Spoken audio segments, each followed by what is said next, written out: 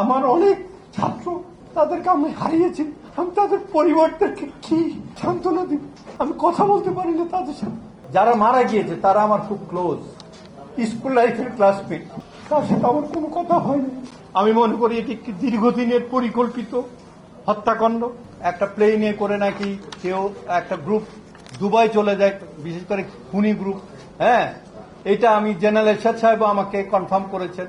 উনি একসময় রাষ্ট্রপতি ছিলেন, উনি নিশ্চয় আমার চেয়ে খবর, এবং উনার যেহেতু ভাগ্নে মারা গিয়েছেন সেই জন্য উনি আমাদের চেয়ে খবর বেশি রাখেন। তো এরপরে হচ্ছে আরেকটা জিনিস, ওইটা আপনাদের এখানে লেখা নেই।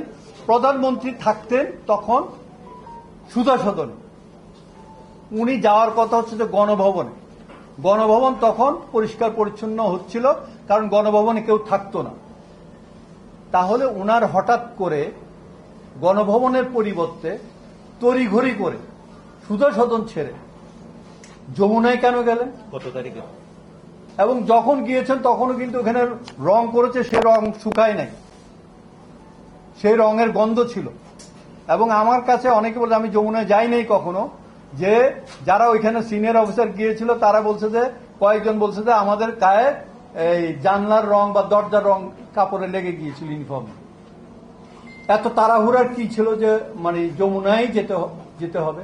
উনি তো এতদিন ছিলেন, কে তাকে মানে এই উপদেশটা দিয়েছিল? তো এই জিনিসগুলো আমরা বের করতে পারি নাই, কারণ আমাদেরকে কেউ সহযোগিতা করেনি।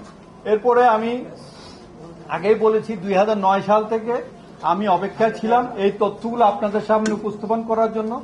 মহান আল্লাহ তাআলার কাছে শুকরিয়া আদায় করছি, আমি আপাতত উপস্থাপন করতে পারছি, এবং প্রার্থনা করতাম তিনি যেন সেইটুকু সময় অন্তত আমাকে বাঁচিয়ে রাখেন, যাতে আমি আমার এই কথাগুলো বলে যেতে পারি। কেউ বলুক আর না বলুক, আমি যেন আমার মনের দুঃখটা শেয়ার করে যেতে পারি। কারণ যারা মারা গিয়েছে তারা আমার খুব ক্লোজ। এখানে 3 জন আমার কোর্সমেট ছিল, আমার একজন ক্লাসমেট ছিল, স্কুল লাইফের ক্লাসমেট, একসাথে সেনাবাহিনীতে জয়েন করেছি, এক রুমে থাকতাম। 3 দিন পরে তার রিটায়ারমেন্টে যাওয়ার কথা ছিল। সে আমাকে প্যারেডের দিন চেয়ারে বসিয়ে দিয়ে আমাকে বলেছিল কানে কানে, 3 দিন পর আমি কিন্তু পেনশনে চলে যাচ্ছি, টেনশন লাইফে চলে যাচ্ছি। হ্যাঁ, সে চলে গিয়েছিল টেনশন লাইফে। তার সাথে আমার কোনো কথা হয়নি। আমার সবচেয়ে ঘনিষ্ঠ বন্ধু, আমার 3 জন কোর্সমেট, আমার অনেক ছাত্র, তাদেরকে আমি হারিয়েছি আজীবনের জন্য।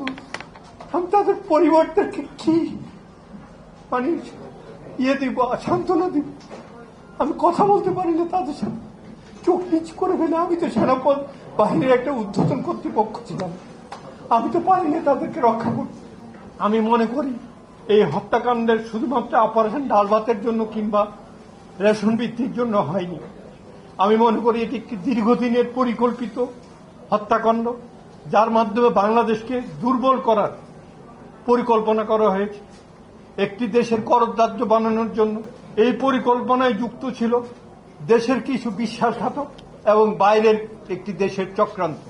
এই হত্যাযজ্ঞের হাত ধরে এসেছে 5ই মে শাপলা চত্বরের গণহত্যা, ভোটারবিহীন নির্বাচন, শিক্ষা ব্যবস্থা ধ্বংস, বিচার ব্যবস্থা ধ্বংস, আর্থিক খাত ধ্বংস, দুর্নীতির মহা উৎসব, গুম খুনের অবাধ রাজত্ব, রোহিঙ্গা ক্রাইসিস সহ আরো অনেক কিছু, যারা আপনারা জানেন, আমার চেয়ে বেশি জানেন।